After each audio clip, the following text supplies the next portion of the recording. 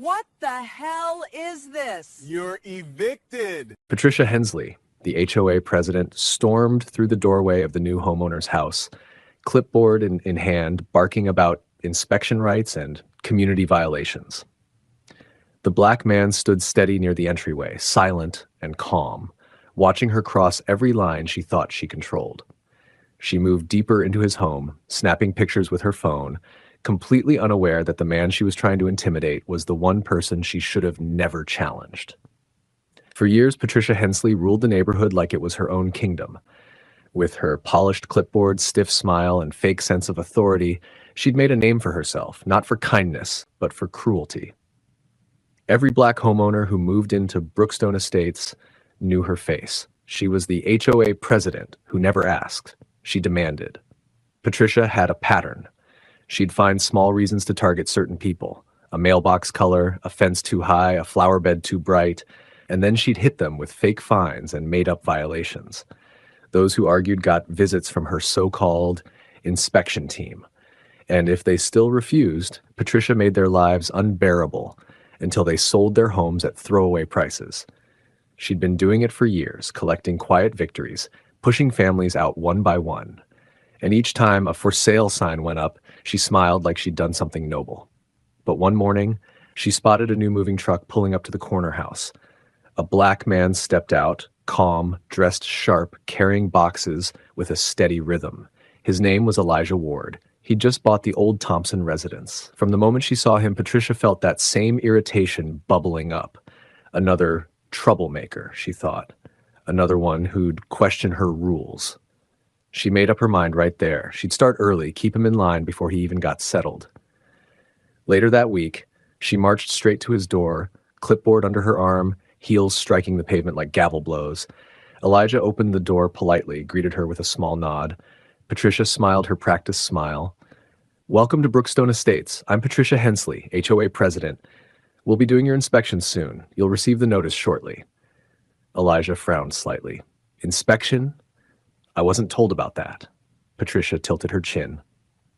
"All homes must comply with community standards. I suggest you cooperate." Elijah didn't argue. He simply nodded again, thanked her, and closed the door gently. That calmness rubbed her the wrong way. It wasn't fear, it was confidence, and Patricia hated confident people. As she walked back to her car, her smile faded. "We'll see how long he lasts," she muttered under her breath, already plotting her next move. The next morning, Patricia woke up already annoyed. She'd seen Elijah Ward out front the night before, trimming a few branches and unloading a box labeled office files. To her, it looked like a challenge, like he was daring her to come back. By noon, Patricia was marching down the street again, heels tapping the sidewalk like a countdown.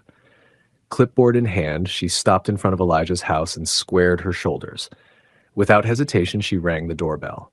Elijah opened the door calmly, same steady look in his eyes. "Mrs. Hensley," he said evenly, "can I help you?" Patricia didn't waste time. "Yes, this is an official HOA inspection. I'm here to check the property for violations and community compliance."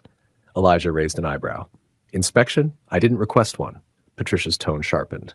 "You don't request. I enforce. If you've got nothing to hide, then let me do my job." Elijah sighed, resting a hand on the door frame. "You're not coming in. This isn't how things are done." That one sentence, calm, simple, final, struck her like an insult. No one had ever told her no before. Not in this neighborhood. Patricia's face tightened. "Excuse me? I'm the HOA president. I have every right to enter for inspection." He stayed still, unmoved. "Not without permission, and I'm not giving it." The silence that followed was thick enough to cut. Neighbors peeked through their curtains, watching the showdown like a live show. Patricia's jaw locked. She'd built her authority on intimidation, and no one was going to take that away. With a sudden step forward, she shoved the door wider and stormed inside. Have you ever met someone who thought they owned everything, even your own house? What would you do if your own neighbor forced her way into your house, claiming she had the right to? Before we go further, what city or country are you watching from right now? Drop it in the comments. We love seeing where our viewers are tuning in from. And if you believe no title gives anyone the right to force their way into your home, smash that like button and subscribe to Story Arc. Elijah didn't stop her. He just stood back, watching quietly as she stomped through his living room, snapping photos with her phone, muttering about standards and violations.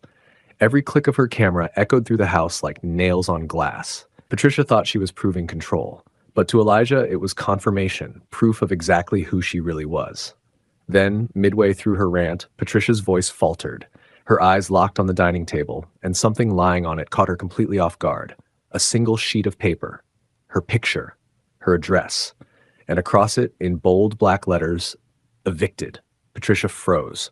Her eyes darted across the paper again as if she'd misread it. But there it was. Her own face printed clearly, her home address written beneath, and the word evicted stamped across in thick, dark ink. For a second, the room felt smaller. Her confidence cracked. She grabbed the paper off the table, holding it up in disbelief. "What is this supposed to mean?" She snapped, her voice trembling between anger and confusion. Elijah didn't flinch. He just looked up from where he stood, calm and steady. "It means exactly what it says," he replied quietly.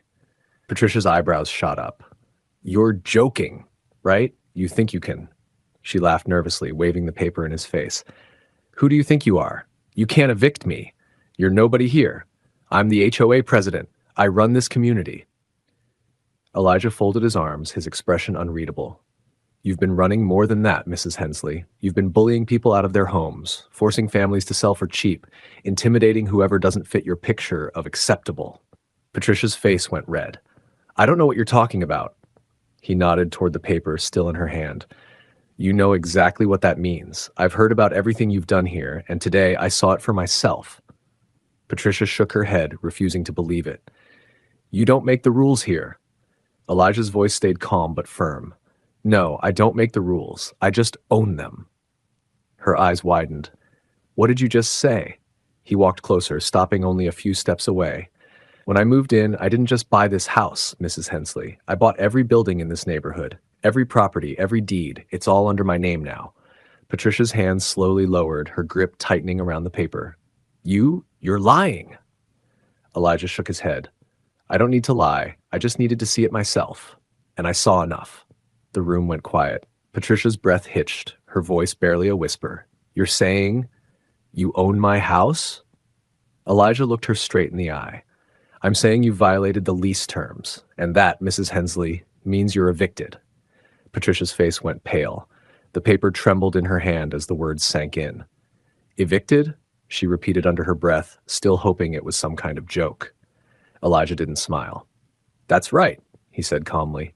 "You violated the agreement that comes with living here. The intimidation, the threats, the forced entries, it all ends today." Patricia's mouth opened, but no words came out. For the first time, she didn't have control. "You can't do this to me," she said finally, voice breaking. "This is my neighborhood." Elijah stepped closer, his tone steady and final. "No, Mrs. Hensley, it's my neighborhood." Her knees almost gave out. She looked at him, searching for something to fight back with, but there was nothing left to say.